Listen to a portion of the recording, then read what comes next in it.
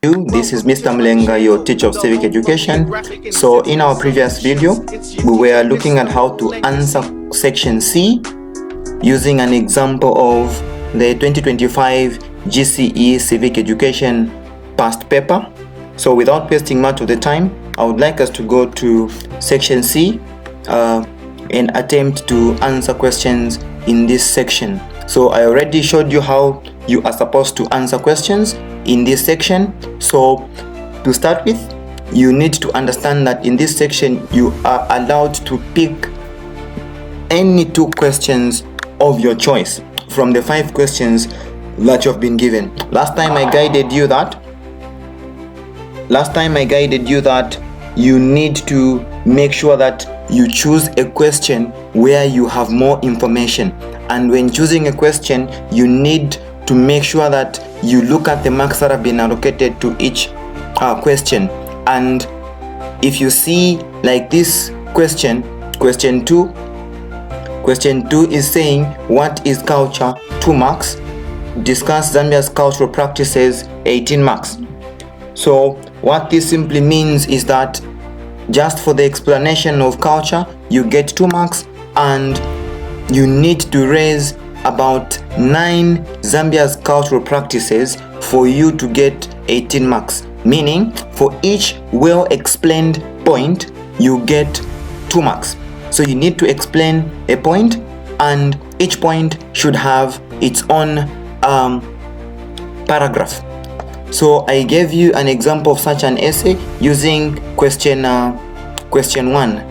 So you know this section C for this year 2025, it is quite funny that I cannot see any question from grade 12 topics here, because question 1 is from grade 10, question 2 is from grade 10 work, question 3 is grade 11 work, question 4 is grade 11 work, and question 5 is as well grade 11 work. So nevertheless, let's have a look at question 1.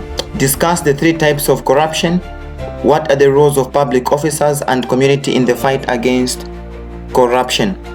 So we looked at the introduction where we said today we are living in a world where corruption is so rampant almost in every society. It is said that corruption is the abuse of one's official position for personal gain or benefit, or simply giving of money, valuables, or receiving of a service to someone in return for a favor. There is,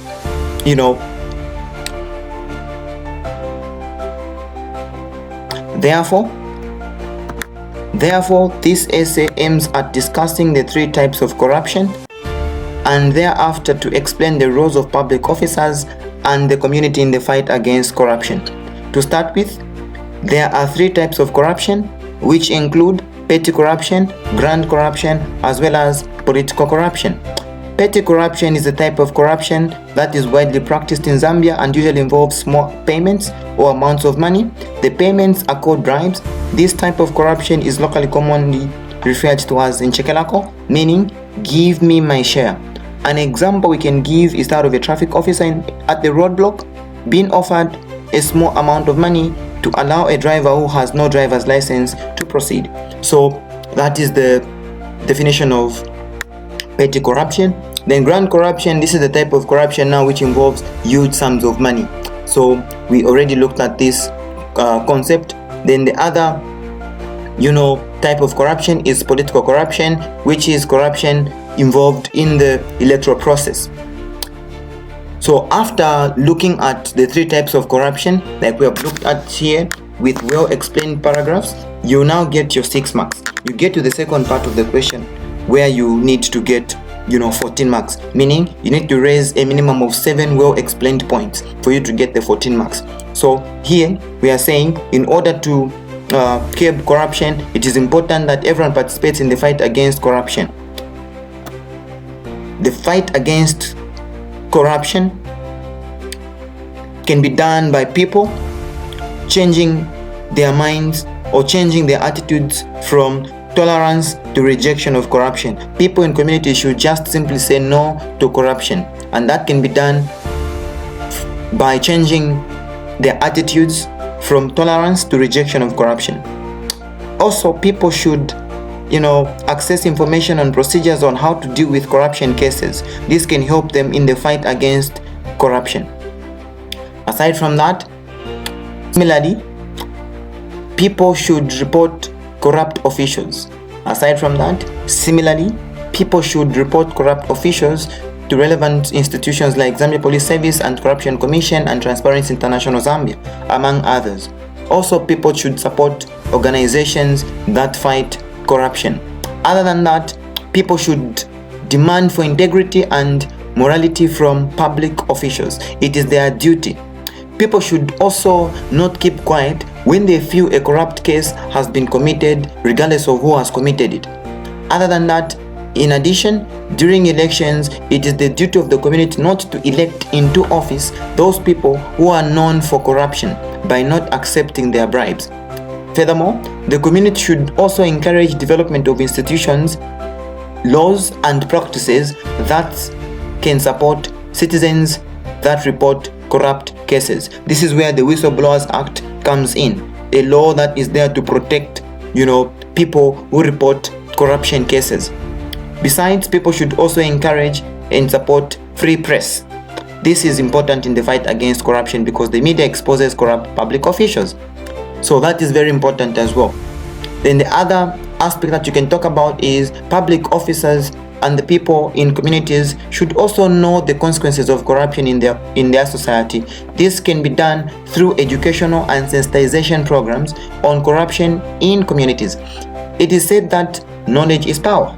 So people and public officers should know the procedures on how to acquire goods and services so that they are not caught up in corruption. Other than that, public officers should resist and report bribes when they are offered. Also, they should stick to the code of ethics and regulations of their operations. So that is basically some of the points that you can raise when you are talking about the role of the community and public officers in the fight against corruption. Always remember that when you're answering the essay, each point should have its own paragraph, and you begin with an introduction, you go to the main body, and end with a conclusion where you are going to summarize the key points that you've talked about, like we summarized here. In conclusion, it can be said that corruption exists in three main types, which include petty, grand, and political corruption. Hence, in order to fight against corruption, both public officers and the people in communities should say no to corruption, report corrupt officials, and fully understand the consequences of corruption. Let's get to question 2. Now, question 2A says, what is culture? 2 marks. Then 2B says, discuss Zambia's cultural practices. Now, this is very simple. Culture, let's try to define culture and see how you can get the 2 marks. Culture refers to the whole way of life of a group of people. It is also the sum total of behavior which people have learned over a period of time and defines ways by which people do things. It is a social heritage which is passed on from one generation to the next generation. Cultural values, skills, and knowledge are passed on to the younger generations. So that is the definition of culture. Now, let's get to cultural practices in Zambia. Now, cultural practices in Zambia is basically 9 marks. So you're expected to talk about at least 9 cultural practices for you to get all the marks. So here, you can summarize the key cultural practices. So here, the first cultural practice that I would like you to talk about is respect for elders. So this is the belief that everyone or anyone older than oneself should be accorded respect in speech and treatment regardless of their status, race, or blood relationship. Elderly people are referred to as a father or mother or grandmother or grandfather.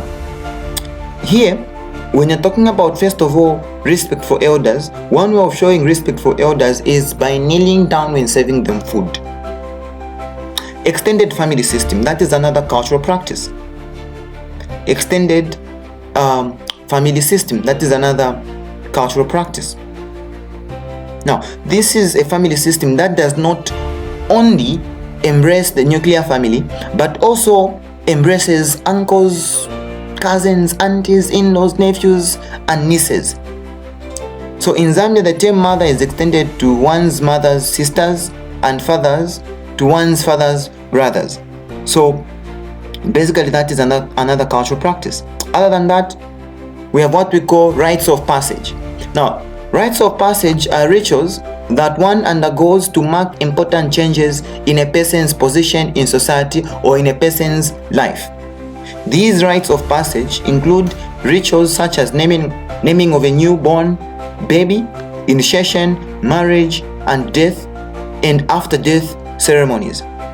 So those are some of the practices that you can talk about. And under rites of passage, you can cite quite a good number of examples. You can even put them in a different paragraph when you're explaining to gain more marks. So initiation rituals may include Nkolola, Sieke, Oskenge, Chisungu, Mukanda. These are some of the initiation ceremonies that some of you might even be familiar with. Marriage rituals, Matebeto, Chilangamulilo, Mungenisa Kaya Mtimba, Mbusa. Death rituals, Kupuzo ya Bafu, Mwesio, Isambo Lyamfwa, Okupiana, Walo Bweshinda. So these are some of the death rituals that, can be practiced or are practiced widely. Other than that, we also have traditional attires as another cultural practice. Some Zambian cultures display unique style of dressing. These include, for example, the Lozi men who wear a siziva kilt, where women wear a musisi. That is a cultural practice. Chewa's Nyao dancers also exhibit different attire from the Luvale, the Kishi dancers as well. Traditional ceremonies, these are other cultural practices. These are festivals or ceremonies that are held to celebrate or commemorate important events. So you have quite a number of ceremonies here. You can cite an example of Uksefia Pangwena. You can cite an example. Of Kuomboka ceremony. You can cite an example of the Nkwala ceremony, Mtomboko ceremony. There are quite a number of ceremonies that you can cite as examples, including Uksefia Pangwena and the like. So those are some of the practices that you can cite as examples. We also have arts. Now, Zambian ethnic groups generate a wide range of arts and crafts. Expressions of art in dance, music, painting, folktale, crafts are diverse and abundant. Hospitality is another cultural practice. So traditionally, Zambians are hospitable people. We are so welcoming people, and visitors usually are welcomed, and this is a very important Zambian societal value or cultural practice, and it is highly cherished. Let's get to question 3. Now, question 3A says, explain different forms of child abuse. Then 3B says, what are the ways of addressing child abuse? Now, looking at question 3A, which says explain different forms of child abuse, there are quite a number of forms of child abuse, and we can talk about sexual abuse, child sexual abuse, and child sexual assault. Now here, what is important is for you to know the difference between child sexual abuse and child sexual assault. Now, sexual abuse is any sexual act imposed on a child or young person by a close relative, such as fondling a child's genitals, making the child fondle the adult's genitals, intercourse, incest, rape, sodomy, exhibitionism, sexual exploitation, and the like. So sexual assault is when a stranger commits the above acts to a child. So just in case you are wondering what the word fondo means. Fondo means to touch. Then incest is having sexual intercourse with a close relative. Then sodomy, this is where you have sexual intercourse not from the vagina but the anus. Exhibitionism is when someone publicly shows their private parts. For example, someone stands in the public, they take off all their clothes, then they start showing their birthsuit to the world. Sexual exploitation basically is when a child is exposed to these acts. Now, so the basic difference between child sexual abuse and child sexual assault is that child sexual abuse happens when a child experiences these acts that we've talked about by a close relative. Then child sexual assault, these acts that we've talked about are done to a child by a stranger. So the other form of child abuse is child defilement. So the act of having unlawful sexual intercourse with a girl or a boy under the age of 16 years with or without their consent. So people who marry girls under the age of 16 years can be prosecuted for defilement and imprisoned. Child battering. This is another form of child abuse. So to batter is to beat, physical beating. So beating a child often, it is a form of corporal punishment and is outlawed in Zambia because it violates the Constitution and the United Nations Convention on the Rights of the Child, UNCRC. Children have the right to be treated well rather than using battering as punishment. The other form of child abuse is child neglect, a situation where children are not taken care of physically, medically, educationally, as well as emotionally by their parents or guardians. Physical neglect covers areas such as food, shelter, clothing. Medical neglect is about deliberate withholding of provision of medical treatment in case of sickness. Educational neglect is the failure to provide educational needs such as taking the child to school and meeting all related expenses. Emotional neglect is failure to provide emotional support. Sometimes babies are abandoned and some children are made to fend for themselves. And this is quite common, especially in this day and age. You find a lot of children being left to grow on their own. Parents are not there for them. Parents are usually busy trying to look for money at the expense of taking care of the children. Hence, children tend to even lose it on the way because they have no one to provide them with emotional support as well as guidance. So child neglect is one of the most common forms of child abuse that young people or children experience today. Child labor. Now, child labor happens to be another form of child abuse. So giving work that is mentally, physically, socially, or morally dangerous and harmful to children. So the work normally interferes with the children's opportunity to attend school, overall development, as well as recreation. So what that means is that the child, instead of going to school, you give a child a lot of work at home in the morning when they're supposed to go to school. One thing that you should know about child labor is that when you say child labor, we are not talking about the fact that a child cannot work. A child is supposed to work at home. A child is supposed to do house chores. A child is supposed to sweep, clean the house, slash the grass around. But any work that is mentally, physically, socially, or morally dangerous and harmful to children, especially that which interferes with children's opportunity to attend school, is what we call child labor. Child trafficking is another common form of child abuse.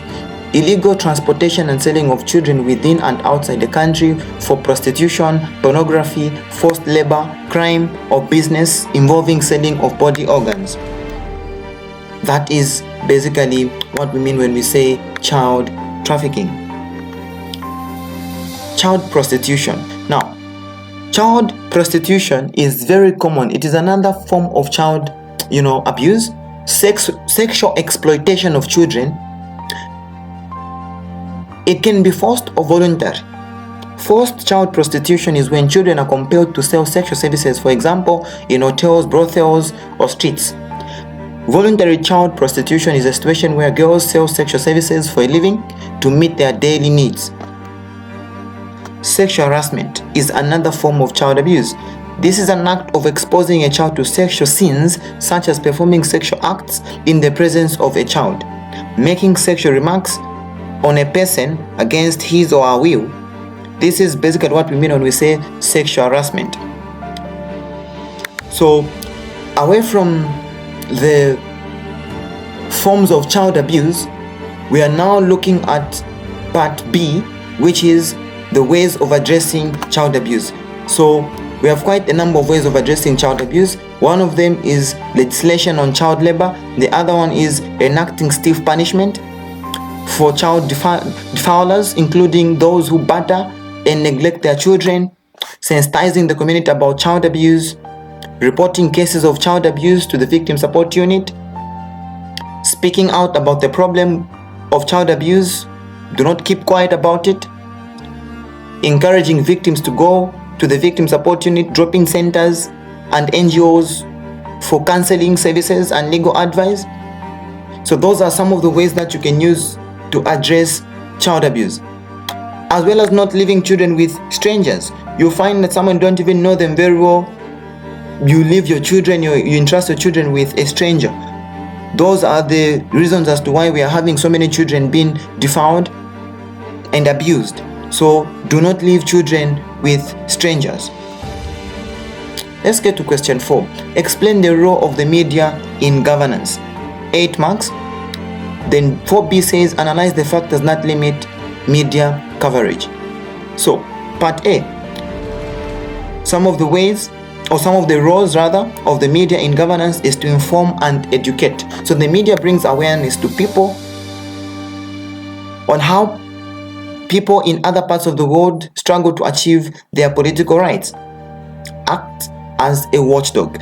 Very important role of the media, to act as a watchdog. So the media acts as a voice of the populace and act as a watchdog to speak against evils that are committed by those governing them. So it exposes lies and fulfilled promises. When the media brings up and keeps on pointing at the wrongs done, pressure is exerted on those responsible to straighten up, to respond. Then the other role of the media in governance is to promote public debate. The media provides a forum for expression of views and opinions of both the government and the people on matters of public interest. If you remember so well, prior to elections, during the campaign period, most of the candidates are brought to the attention of the public on TV, sometimes on radio, to debate on issues surrounding their opinions and manifestos.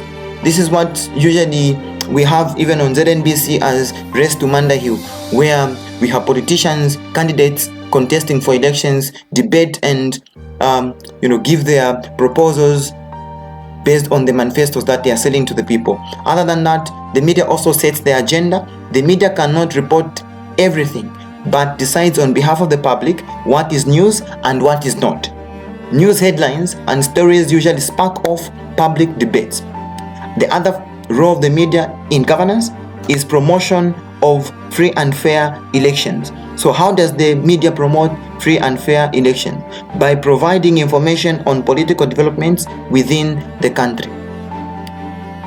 The other part of the question is part B, which is saying analyze the factors that limit media coverage. Now we have quite a number of factors that limit media coverage, and one of them is ownership and control. Those who own and control media organizations tend to use them to serve their interests, their own interests. Where the media is owned and controlled by the state, the task of the media is to unite the people behind the ruling party and its policies. Censorship. Now, censorship is one of the major challenges that limit media coverage. Censorship is quite widespread, and news is limited to what the government leaders do or say. Even where the media organizers, even where media organizations are privately owned, the media is often used as a commercial enterprise. So what that means is that when you say censorship, the media, before they even report information, if there is any information in most cases that is going to make the government unpopular, they tend to remove that information and only report, in most cases, information that will not put, first of all, those media houses in the hotspot, that they can be closed down, like we've experienced in the past and even in other countries. So censorship usually has proven to be one of the limitations in as much as media coverage is concerned. Other than that, laws restricting press freedom.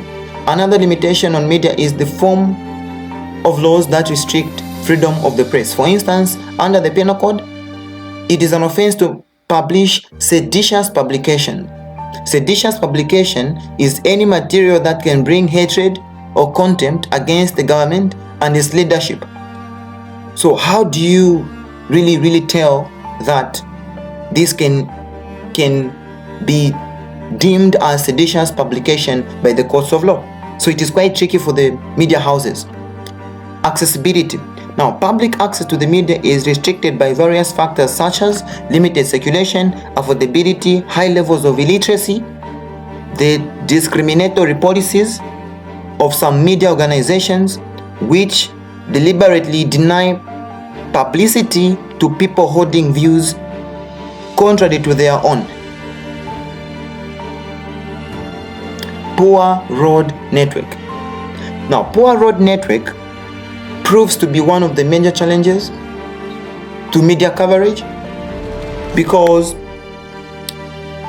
the media finds it very difficult to go to certain rural places to capture news and cries of the people. And some roads are quite so bad that even these media houses that distribute, print media houses that distribute newspapers find it very difficult to reach those places. Language limitation. The media usually disseminates information in English, thereby denying those who do not know English access to information. Very straightforward. Very few programs are presented in local languages. The print media is even worse. I don't think so you've ever come across a newspaper that is written in Bemba, that is written in Nyanja, Lozi or Tonga, or any other local language. You should be aware that illiteracy levels in Zambia are very high. Hence, if every information disseminated by the media is in English, it limits those people who do not understand English from accessing information. Physically challenged. The media does not fully cater for the blind and the deaf. There is no news in Braille unless otherwise. Some media houses have tried to bring on board sign language interpreters, though limited to only certain programs. Like maybe on ZNBC you just see that happening during, news, main news, and not with other programs. Cost of advertising. It is very costly to advertise in the media. The poor, who are the majority of whom are in rural areas, are not able to market their products because of cost of advertising. Now let's get to our last question of this section, question 5, which is saying, what is the Intestate Succession Act? 2 marks. And B says, describe the distribution of the estate of an intestate in Zambia. Now what you need to understand first of all is, what is the Intestate Succession Act? So the act was enacted by the Zambian Parliament on May 19th, 1989. And the act was enacted to curb property grabbing. It was so common that if someone dies, leaving property behind, family and other people would grab property from the children as well as the surviving spouse, the widow or the widower, and then they remain with nothing. So such a vice is what prompted Zambian Parliament to enact the Intestate Succession Act on May 19th, 1989. So the act is a step-related guide meant to facilitate ways of ensuring adequate financial and property sharing for surviving spouse or spouses, children, parents of the deceased, and any other relatives of the deceased person. So here, there are 2 key terms that you need to understand. Intestate and tested. When someone dies tested, it means they have died leaving a will behind. They wrote a will before dying. That is what it means when you say someone has died tested. But if someone dies intestate, it means they have died without writing a will behind. So this is the case where a deceased person did not leave a will, and it helps us, to show how property can, be legally shared. And this property is what we call estate. So that is the Intestate Succession Act. After explaining like that, you get your 2 marks. Let's get to the 18 marks on the distribution of the the distribution of the estate. So 50% of the estate or the property, everything left behind, is for the children, taking into consideration their ages and educational needs. Children include those born within marriages as well as those born out of wedlock. In a situation where there are no children, this percentage goes to parents. 20% for the surviving spouse or spouses, widowers. This means that in case of a polygamous marriage, the percentage shall be distributed among all surviving spouses.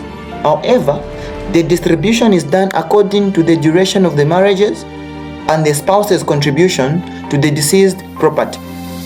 If there is no spouse, the 20% shall be given to the children. So this is a very important point, because the Intestate Succession Act allows polygamous marriages.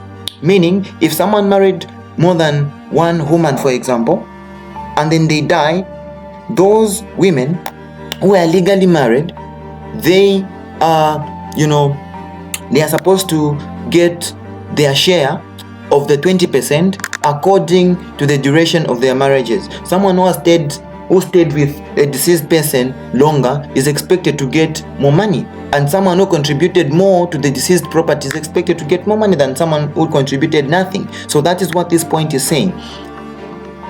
The other 20% is for the deceased parents. In case where there are no parents, the 20% portion shall be distributed among the spouse, children, and dependents. Then 10% is for the dependents. Those people that depended on the deceased person, those people the deceased person was keeping at home, like a grandchild who was being kept, who entirely depended on the deceased person. So 10% is for such people, dependents, if any. It is also important to note that brothers, sisters, and any relatives of the deceased persons are not part of the beneficiaries. They can only benefit if there are no children, parents, and dependents. In this case, the relatives get half, and the surviving spouse or spouses get the other half of the estate. Very important for you to know. So in an Intestate Succession Act, the concept bona vacantia is a very important concept, because someone should ask a question. What if someone has no family, has no close relative?